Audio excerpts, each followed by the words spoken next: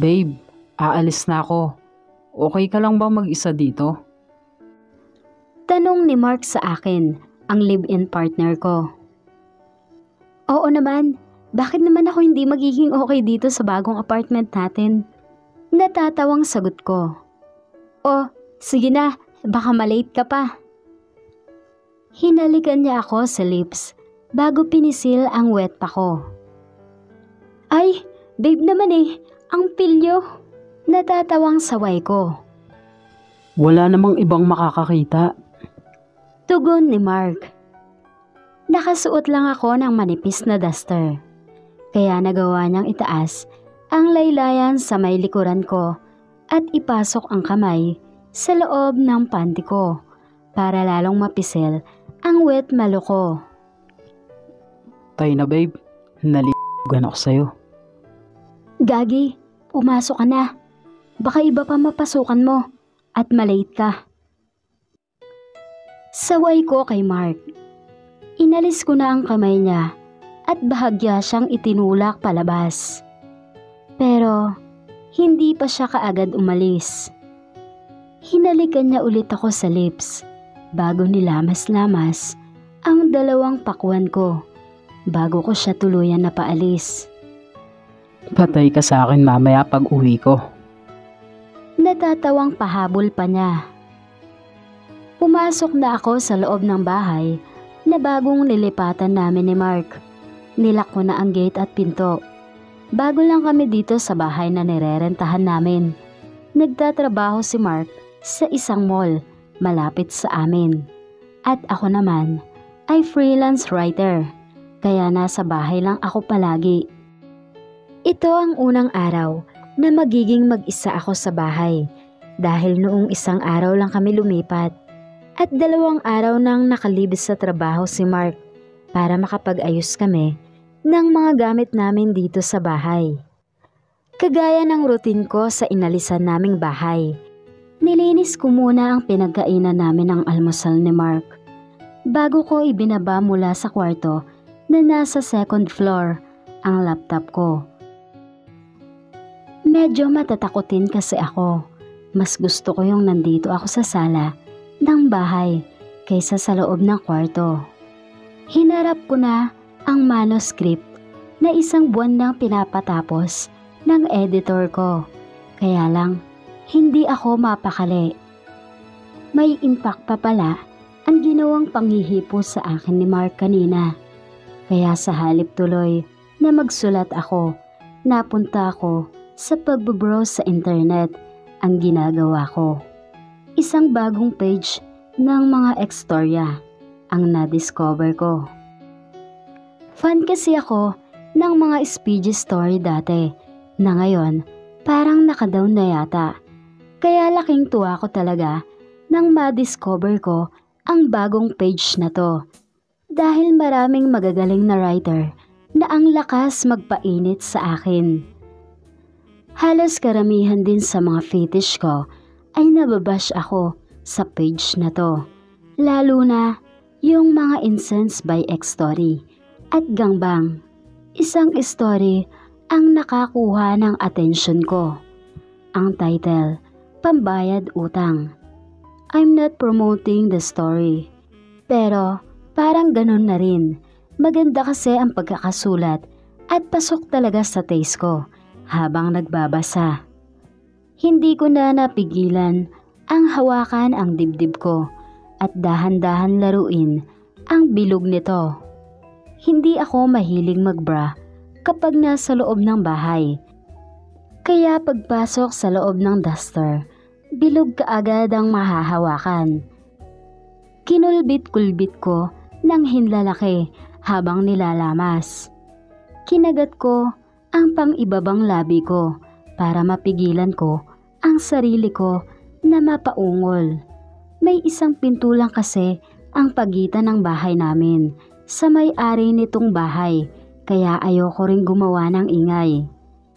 Kung titignan, para akong may ka-video call kahit nagbabasa lang naman ako habang naglalaro. Nakabukas ang aircon sa bahay pero ang init ng pakiramdam ko habang sarap na sarap ako sa ginagawa ko. Ramdam kong malapit na ako nang may kumatok mula sa pinto na nakapagitan sa bahay ng may-ari nitong apartment namin. Mabilis kong inayos ang sarili ko, ang buhok ko, at pinunasan sa laylayan ng duster ko ang naglalagkit kong kamay. Bago ko buksan ang pinto, ay napalunok ako. Ngayon ko lang napansin na may siwang pala ang pinto na yon. Sir Chris, kayo po pala. Good morning po. Bati ko sa lalaking napagbuksan ko ng pinto. Good morning rin. Kakamustahin ko lang kayo ni Mark. Sagot naman ni Sir Chris. Hindi naman siya katandaan sa akin. Kung 29 years old ako, malamang nasa early 40s lamang siya. Medyo matipuno ang katawan at halata mo sa pananamit niya at pananalita na may kaya siya sa buhay. Okay naman po sir, umayos na po si Mark, papunta na sa trabaho. Medyo naiilang ako kasi bukod sa maikli at manipis ang duster na suot ko, ang tigas pa rin ng mga maliit kong bilog na alam kong bumabakat ngayon sa suot ko. Malay ko ba kasing may kakatok sa bahay ng ganitong kaaga? Writer ka nga pala ano? Kaya pala naka-home base ka? Sabi ni Sir Chris. O siya, sige. Iaabot ko lang din itong pandesal na binili ko para sa inyong mag-asawa. Akala ko ay nandyan pa siya eh. Ay, salamat po sir. Nagpaalam na siya. Pero bago siya tumalikod, hindi nakaligtas sa paningin ko ang pagbaba ng mga mata niya sa dibdib ko papunta sa maputi kong mga hita. Isinarado ko na ang pinto at inilak. Muli akong napatingin sa siwang sa may gilid ng pinto. Kung sisilipin ko mula sa kinatatayuan ko, kitang-kita ko ang garahe nila. At kung mula naman sa kabilang pinto, kitang-kita ang pwesto ko kanina habang nagsasarili. Napabuntong hininga ako. Nakita kaya ni Sir Chris ang pagsasarili na ginawa ko kanina? Samantala, 30 years old nang mabiyuda si Chris. Kaya pinalaki niya mag-isa ang anak nilang mag-asawa. Nang kalaunan ay nagtrabaho rin sa abroad bilang isang teacher. At sa halos 10 taon na pagkabiyuda niya ay never ulit siyang nakatikim ng babae. Nakontento na lang siya sa panood-nood ng mga adult video. Hindi naman niya kailangan ng kaanuhan. Pero nagbago ang lahat mula nang lumapit ang bagong tenant na mangungupahan sa katabing bahay na nabili ko. May-ari siya ng isang travel agency. Ang opisina niya ay malapit lang sa bahay. Pero kapag tinamad siya, sa bahay lang siya nag-oopisina. Mahilig siya sa business at mag-invest.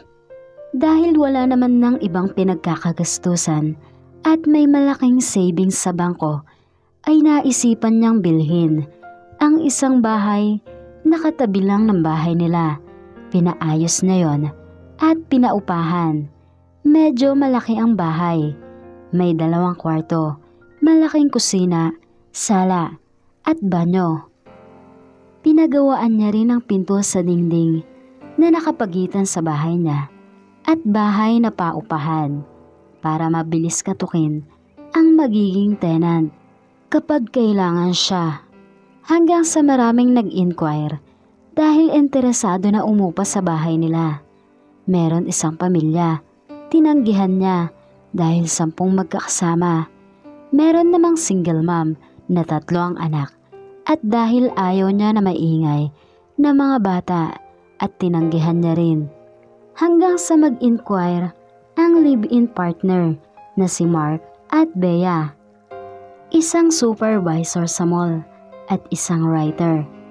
Perfect, tahimik at maayos na tenant para sa kanya. Mabilis naman kausap ang dalawa at dahil hindi naman talaga siya nangangailangan ng pera. 1 month deposit at 1 month advance lang ang siningil na sa mga to. Noong una ay wala naman siyang masamang balak o interes talaga sa tenant niya. Kahit talagang aminado siyang maganda si Bea. Maputi ito, medyo payat, maliit ang hinaharap pero maganda ang muka. Wala rin siyang balak na pagka-interesan nito pero mula nang hindi niya sinasadyang makita. Oo, hindi niya sinasadya yon dahil sumilip lang siya sa may siwang ng pinto para i-check kung gising na ba ang mga tenant niya bago siya kumatok. Pero ang nakita niya ay ang pagpisil ni Mark sa wet malo ni Bea at ang pagdakma nito sa bola ng dalaga. Naramdaman kaagad niya ang paggalit ng kanyang alaga sa loob ng kulungan nito. Akala niya ay doon na yon matatapos. Umalis muna siya doon para magkape dahil pakiramdam niya ay masyado na niyang pinapasok ang privacy ng mga tenant niya. Abangan ang part 2. Ano kaya ang mangyayari sa kwento na pinamagatang ang tenant kong si Bea? Ako si Vivian, ang narrator ng Pakastoy na dating channel na Romance 69 Story.